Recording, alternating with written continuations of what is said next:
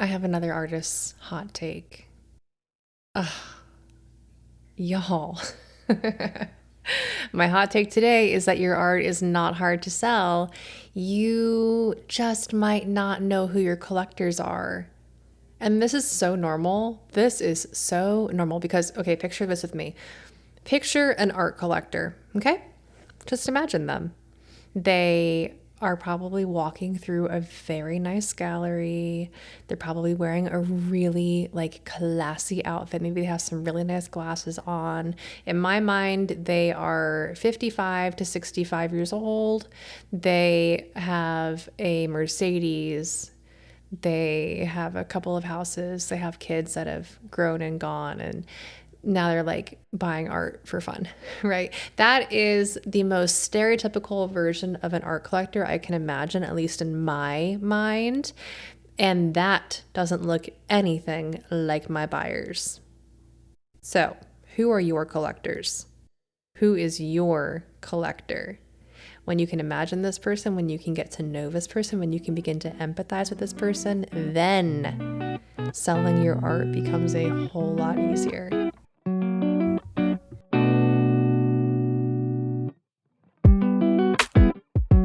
Welcome back to the Do for the Process podcast. This is such an exciting day. Today, the doors to making artwork are officially open to the public. You can join Making Artwork, which happens only once a year. This course is designed to help artists take their beautiful, tender, vulnerable work and share it effectively with a wide and ready audience. It's the most vibrant, the most comprehensive, the most kind and clear and thorough course for artists who want to run businesses I have ever seen on this planet. And I've done a lot of research to see what's out there. And this is the only course that is as thorough and as knowledgeable about what it means to be a fine artist in 2025. Join us if you're ready to grow your studio. This is money so well spent. I will give you my all. I will make sure you leave this course ready and excited to run your own profitable creative studio. Let's do it. Let's do it together. If you want more information, there's a link below you can click to get all the info. It's 9 weeks long. We begin next Friday. We begin so soon. March 21st is our welcome meeting. And then the next Monday, we begin diving right into module 1. It's 9 modules long. And I take you through everything from getting to know you and your work and your foundation, what matters to you, what is your business built on, all the way towards things like marketing in really complex ways and running ads if that's the right fit for you, and email marketing and how to launch collections well and effectively in a way that will attract audiences that are hungry and ready to buy your work. It's incredible. The community that joins this course is consistently, year after year, the most vibrant, ready to grow, ready to be friends, ready to be companions in this journey, because we are not meant to do this alone. And when I say this, I mean running a creative business is not easy. I'm never going to say it's easy. I know it's not easy. Trust me, I'm in it with you. And because it's not easy, we're not meant to do it in isolation. We're not meant to do this without companions, without people that are walking alongside of us as guides, as friends, as support, as people that come behind us and beside us and in front of us, just to make this normalized. The success of creatives should be normalized. And when we can do that together, we can thrive so much more than we can separately. So I'm honored to get to be in this space with you. I'm honored to get to walk alongside so many creatives that have gone through making artwork. And I can't wait to walk with you through the 2025 version of Making Artwork. The guest experts that we have in this iteration of the course are so incredible and practical also. Go check out all the details, see if it's the right fit for you. Even if you maybe feel like you're not quite ready for the entirety of the course, that's totally fine. Take what you need now, come back to it when you're ready. I like to say inside of Making Artwork that we're here for 1% improvement each day. That's all, just 1%, not changing everything all at once, not revamping everything. That's exhausting. I don't have energy for that. Do you? I definitely don't. But I do have energy to make this 1% better. If I'm working on my podcast, I want to make it 1% better each time I sit down to record. If I'm getting ready to paint, I want my paintings to be 1% better. That's so easy. I got that. I can do that. Okay, today we're talking about how to attract your best collectors. Your collectors. My best tips for finding your collectors is the title of this episode. It's part of the Share the Work series that has been so precious and so sweet. If you aren't caught up yet, click on the link below that says Share the Work, and you can get access to the recordings. You can get access to the live recordings. I go live today at noon and Friday tomorrow at noon if you're listening to this day of.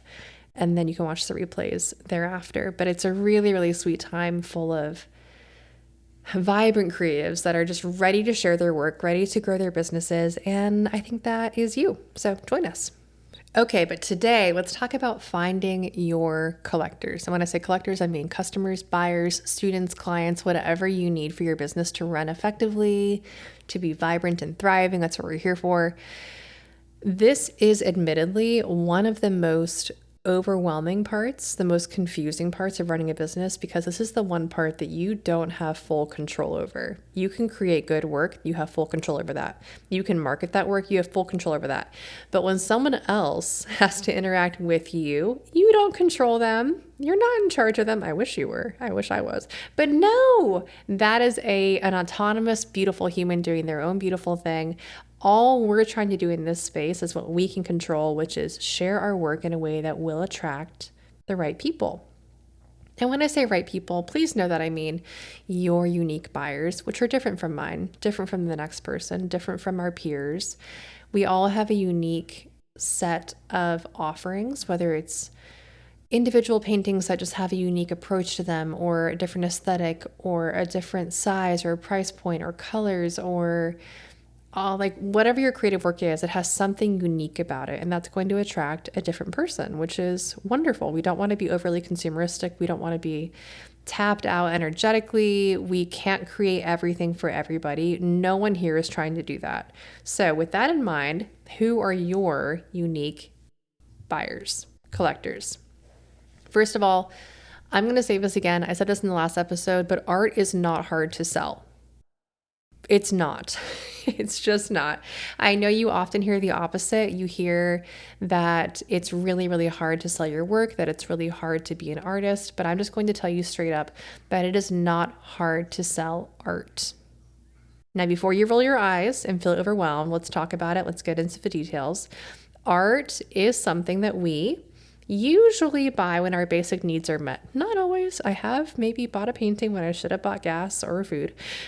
But normally you buy art when your basic needs are met. If you think of Maslow's hierarchy of needs, you know, that pyramid that talks about the basic needs of human existence, going from the most basic, like food and shelter, all the way up to self-actualization and expressing yourself freely and vibrantly and beautifully. I keep saying vibrantly. I think that's my word of the day. But if you think of that triangle, that hierarchy of needs, you often buy art when you head towards that top of the pyramid, when you're ready to self-actualize, when you're ready to express yourself, when you're ready to step into a sense of security that allows you to thrive. That is where you buy art to express something about yourself, right? Think about your own habits. When you buy creative work, something that's made by somebody else, something that speaks to you, it's so that you can express something more about yourself, which is awesome. I love knowing this, and this feels very, very gratifying to me, because my buyers and your buyers are not buying your work because it's necessary. Like, no one is out there yelling, buy paintings now, get them while they're hot. Like, it's not quite as basic as, let's say, selling tires or getting your kids braces, or, you know, doing things that feel very needed, like life insurance, shampoo. Like, these things, you're told by society that you need them.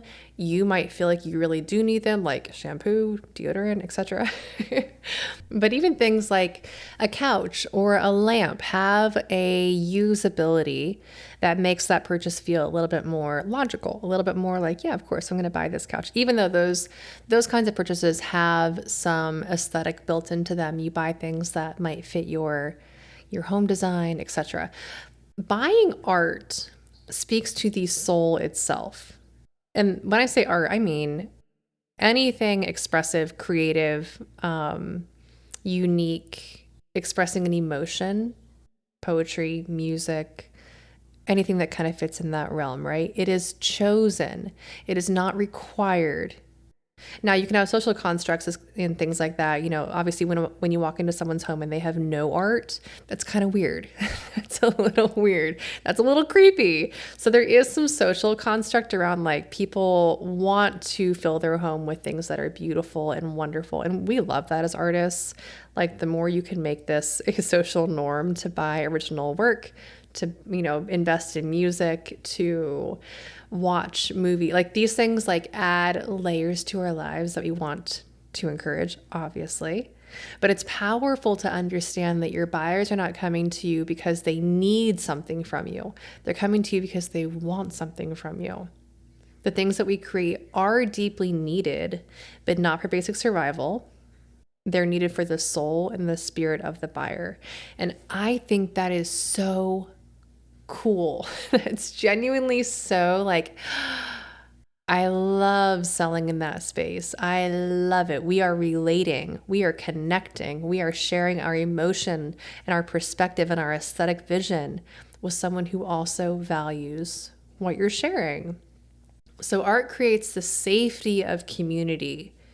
And if you ask me, I think that's incredibly precious. Your buyers aren't just purchasing a random object. They're coming to you to help them express themselves, to create space that reflects their unique values and perspective and culture and environment, and to create a space that aligns with who they imagine themselves to be, with their energy, with who they aspire to be in a lot of cases. So if you think about it that way, your buyers want to feel more authentic, which is why they're coming to you, because something in the things that you create help them feel more authentic to themselves. I know it's kind of like twisty, tricky to understand, a whole mental game, but sit with that. That's incredible. That's absolutely amazing. So I have some key thought points for you to think through as you like work through this in your mind, because I know it can be a little bit like, wait, what are they buying then? Let's talk about it. Number one, what are the key features that will attract someone to your work? Remember that creative work is a conversation between you and the viewer or the user or the buyer or the person that's enjoying the work in some way. You're selling a product, yes, but more than that, you're selling the emotions behind that product. There's a sense of value behind that product. So with that in mind, my questions are, what are your values in relation to your work? What comes through in your work? And my second question is, what main themes do you focus on in your creative work? So I know those are kind of basic. Sit with those though, because that does eliminate a large portion of the market. For example, there's someone in the Creatives Club that paints underwater paintings, and they are so beautiful and so cool. It's these figures that are underwater, and they're painted with like splashy brights and light shining through and shadows and, all the cool effects that water makes, right? So I can already assess that the person that is attracted to that work has a good connection with swimming and summer and the fun and the freedom that water gives. They're not afraid of the water, or maybe they are. Maybe there's like a little push and pull there. They probably have some really fond memories of vacations or being in the water as a kid. Maybe they have a pool. So they're kind of, drawing, as if you think about their space, they're drawing from the inspiration of their own environment. So that right there is a type of person, right? Now, my work, if it's hard to reflect on your own work. So if it's helpful to practice on someone else's work, start there. Go to the Creatives Club if you'd like to see some examples and begin to say, oh, this person paints watercolor paper and then cuts it and makes these beautiful bouquets out of it.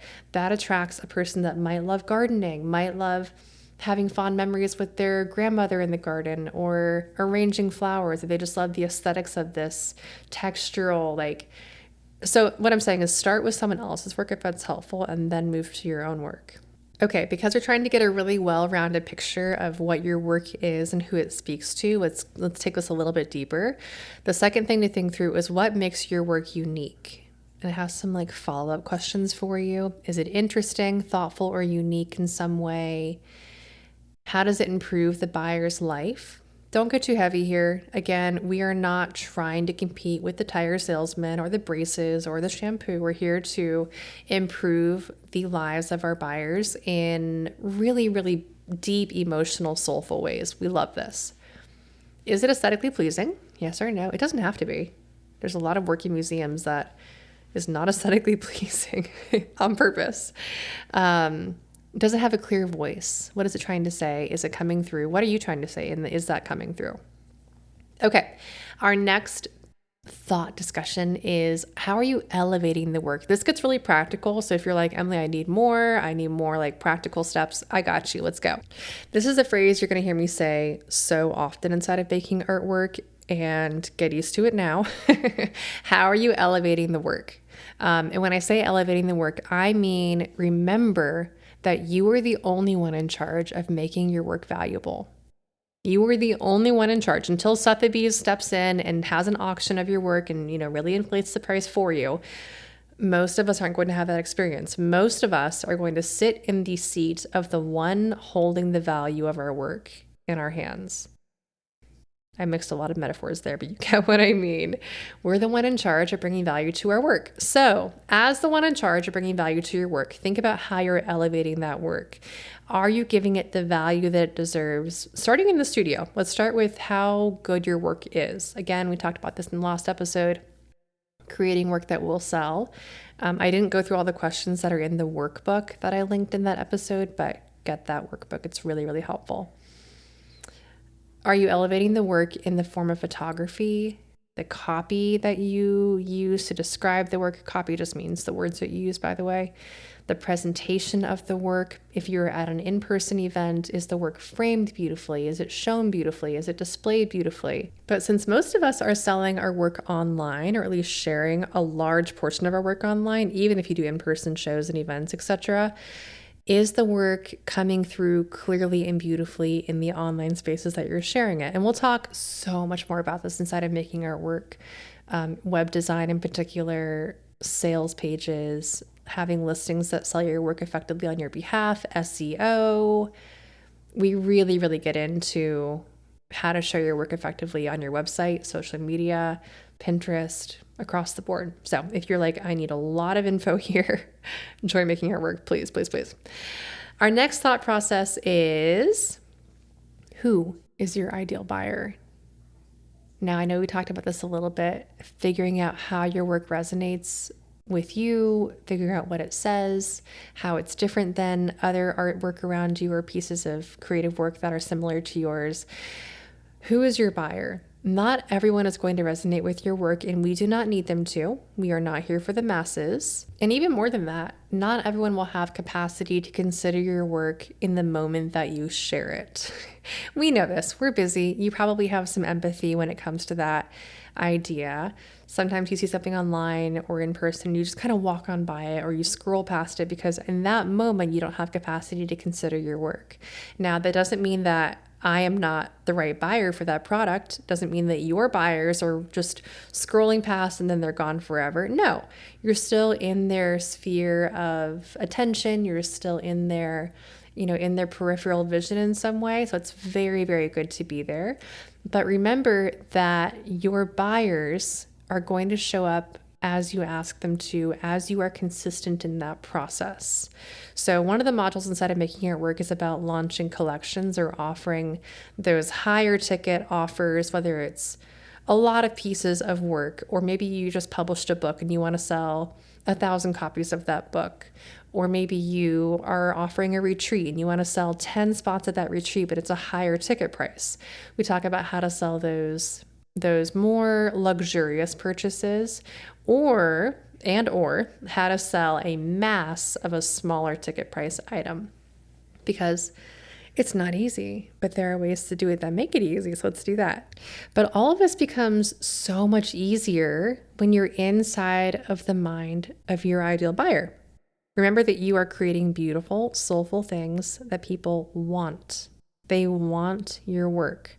Selling your work confidently to the right people is not slimy. It's not weird. It's not gross. It's not too much. You are not ever being too much. I can probably guarantee you that. Sharing your work is an act of generosity. Marketing is simply how people meet your work. So in Making Art Work, we talk a lot about marketing for artists, marketing for creatives, because it can often feel really vulnerable and weird, and your friends aren't doing it. They have normal jobs most likely. So being in a community that normalizes artists marketing their work and sharing their work boldly is really, really helpful. Okay, in the workbook that I'm linking below, download it. Did you hear me? Go download it. There's a page in this workbook that's called My 8 Tips for Finding Your Ideal Customers. And these questions are so practical. I'll give you a little preview.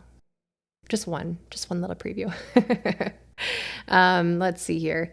Are there stores or brands that align with your creative work, and what are their customers like? So things like that to help you kind of think through the market research, but in like a really easy and really, really fun way.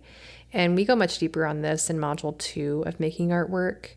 But just to give you like a little bit to begin with, if you're like, wait, I haven't done market research before, I don't actually know who my customers and who my buyers are, especially if you don't have experience selling. If you've only sold a couple of things so far, then this is going to be incredibly helpful. Go download it. It's linked right below. Get it. It's so good and so like practically helpful. My honest truth moment for you as we wrap up this episode for today is your buyers will come to you when your work is being shared in a way that is naturally attractive to them. It's not magic. Well, not really, not fully, a little bit. You have to know where they are, and you have to share your work with them effectively, beautifully, in a way that is elevated, in a way that catches their eye and draws them in and shares a story. We'll talk more about that in Making Art Work. But as we leave today, I would love to know a bit more about you and a bit more about your aspirations and what you want from your creative career. So in our little Facebook group, which I only use Facebook for this one group, let me be real, and Making Art Work and the collective, but nothing else. Actually, I have no friends on Facebook, which is delightful. Random, I know. But in the Creatives Club, which is so sweet. Oh my gosh, everyone in there is so sweetie pie. I would love to hear what your work means to you. Why do you create and why does it matter to you? How do your core values come through in your creative work? And are you aspiring to continue to grow a business around your creative work? Or do you want to keep it as a practice and keep it as a hobby essentially for 2025? I would just love to know a bit more about you. You can share your work in that space. And of course, join Making Art Work. I am so excited about this version of the course. The energy in the room is so good. I think 2025 has a lot of grit behind it. There's so many unknowns. There are so many things that are swirling all around us. So coming back to that center, that space of belonging in your creative practice, in this community, in the knowledge that your career is bountiful and full and rewarding. Oh my gosh, it's invaluable. Join Making Art Work. Doors are open now through next Thursday. We begin the following Friday. Let's do this. Okay, bye for now.